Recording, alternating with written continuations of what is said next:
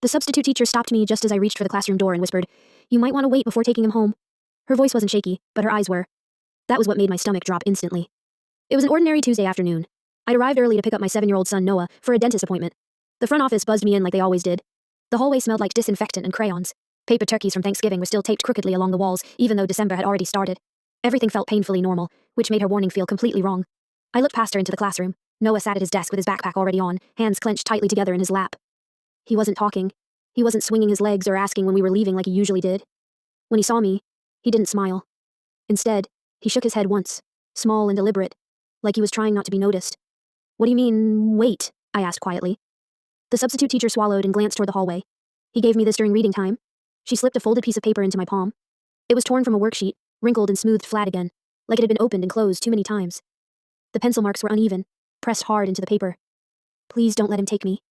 My heart started racing. "Who is him?" I asked. "There's a man in the office," she said. "He says he's a family friend. He knew Noah's full name. He knew yours too. He was very confident." My mouth went dry. "Did the office verify him?" "They're trying," she said. But Noah was shaking. He wouldn't stop watching the door. "He asked me to make sure you saw that note." I walked into the classroom and crouched beside Noah. "Hey, buddy," I said softly. "You're safe. Talk to me." He leaned toward my ear and whispered, "He talks to me at the park sometimes. He brings snacks. He said today was the day because you'd be busy." My chest tightened painfully. "Did he ever touch you?" Noah shook his head fast. "No. But he said if I told anyone, you'd get in trouble. He said grown-ups wouldn't believe me." I stood up slowly and walked straight to the office window. The man stood there smiling, leaning casually against the counter like he belonged. He laughed at something the secretary said. Clean jacket, relaxed posture, the kind of man people trust without thinking twice. When he noticed me watching, his smile widened. "There she is," he said loudly. "That's my boy." I stepped between him and the counter. "What's my son's birthday?" He hesitated. Just a fraction of a second. "March," he said. "No," I replied evenly. "Try again." His jaw tightened. "Look, this is unnecessary. I'm running late." The secretary froze, fingers hovering over the keyboard. "Sir, we still need documentation." "I already told you," he snapped. "His mom knows me."